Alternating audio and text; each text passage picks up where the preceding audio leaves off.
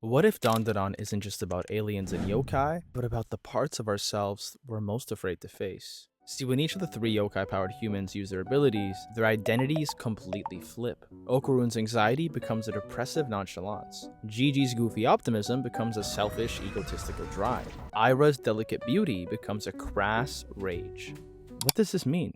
While everyone I've spoken to about the anime has loved it, like me, there's one consistent complaint I always hear.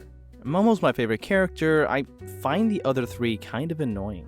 I'll say, from an initial look, nothing about these three is particularly new. An anxious, unsure of himself boy learning to wield power, a goofy, modest, yet physically gifted boy, an attractive, popular girl who at her first layer is kind and sweet, then surprisingly Machiavellian, but then shows to have a heart of gold at her core. This made me start to think. Dandadan is nothing but littered with details, poetic symmetries, and metaphors. This has to be by design, is the thought that started coming. I mean, you're telling me that they'll give enough purpose to Grandma Seiko cigarettes that they can be used to illustrate the latent power in Jiji, or the amount of time she spent sitting in the same position, weighing her options with Evil Eye, but the three other main cast members are just anime trope caricatures? Nah.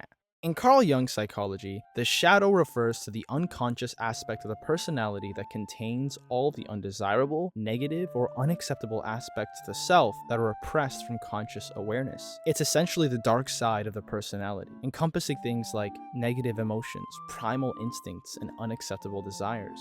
Now, we already know that the yokai themselves are manifested from emotions or desires that have gone unexpressed, and in this particular branch of psychology, Jung believed that shadows which go unexpressed always find a way to unconsciously show themselves. Turbo Granny desires justice for victims of murder and assault. That specific desire warps into vengeance, cursing all men that cross her path in areas where women have gone missing. Acrobatic Silky is a mother's unexpressed love for her daughter, kidnapped and taken from her in a break-in.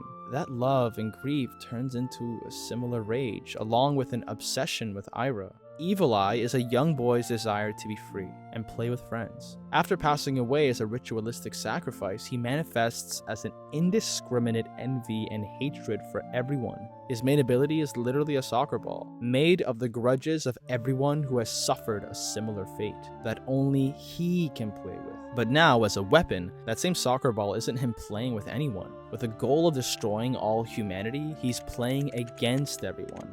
These spirits and their motivations are all the result of violations that have gone unanswered for too long. Taking a look at the humans, Ken Takakura, or Okarun, is initially a lonely, outcasted young man. So divorced from his peers around him, he had turned to pining after the friendship of aliens he felt he might better identify with. Even after befriending Momo, he's anxious, unsure of himself, and barely able to express his feelings to others simply for a lack of practice. Aira Shiratori is a popular it girl, respected and admired by all her peers. Somewhat trapped by the identity others see in her, she struggles to express any feelings that break away from the delicate image she's cultivated. She almost feels beholden to bullying Momo and Okarun when it becomes the trend, yet because of her crush on Okarun, this peer pressure clashes with her own internal feelings. Jiji and Joji is a goofy, upbeat young man, and after saving his parents from self-attempts, which have haunted his home, he's incredibly lighthearted and uplifting to all those around him. He never shows his negative emotions, deciding instead to repress them under a veil of positivity.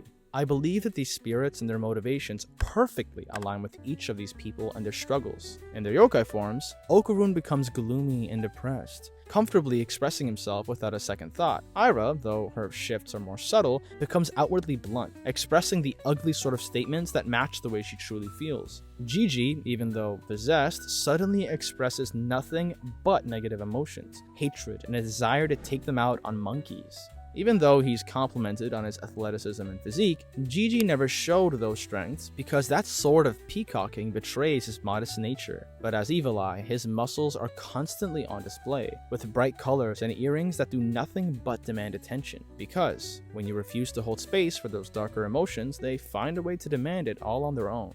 Jung believed that the shadow is a universal part of the human psyche and that integrating it, rather than suppressing it, is essential for psychological wholeness and personal growth. And that's the crux of all this. I believe that the intersecting point of character development in Dandadan will be shadow work, or integration for these characters and their curses. We can hold space and do nothing but empathize for each of the spirits, and I think the same will be key for the affected characters. I think in some ways it's already happening or being hinted at by the show. For example, almost every time Okarun's yokai powers come into play, he's using them to protect a woman from harm, a parallel to Turbo Granny's cynical curse of men in general. We're already seeing Aira break away from her usual clique to hang out with Momo, Jiji, and Okarun more often. That's why Jiji struggles the most with his evil eye yokai, because he's the furthest away in character development from integration. He currently only expresses positive things, a direct opposite from Evil Eye. I think opening himself up to feelings he hasn't shown yet will be a big part of the process and giving him more unity with his powers. As of me writing this, Season 2,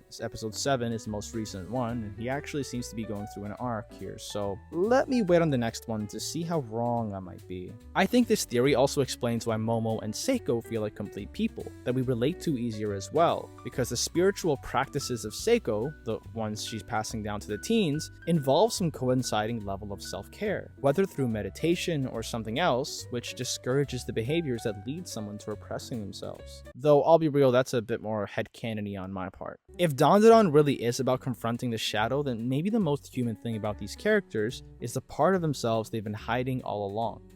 At the end of the day, I don't make these videos to provide answers, I make them to start conversations. So you tell me, does my theory make sense? Or is this just your favorite Glazer voice on the internet trying to make sense of a flaw in an otherwise great story?